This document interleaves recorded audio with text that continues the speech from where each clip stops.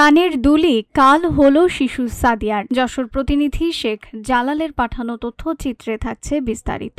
মঙ্গলবার সকাল 11টার দিকে হঠাৎ করে নিখোঁজ হয় যশোরের ঝিকরগাছার 10 বছরের শিশু সাদিয়া। খোঁজাখুঁজি করে না পেয়ে পিতা বাবলুর রহমান থানায় অভিযোগ করেন।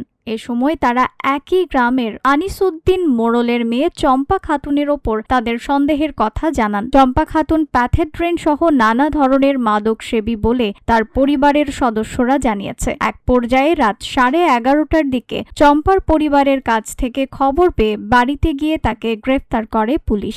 এ সময় তার স্বীকারোক্তিতে বাড়ির পাশের হারুনুর রশিদের বাগান থেকে শিশু সাদিয়ার মরদেহ উদ্ধার করা হয়। তার পরনের গেঞ্জি দিয়ে তাকে শ্বাসরোধ করে হত্যা করা হয়েছে বলে চম্পা স্বীকার করেছে। নিউজ ডেস্ক, রিফাত আর ইসলাম, ভোরের আকাশ।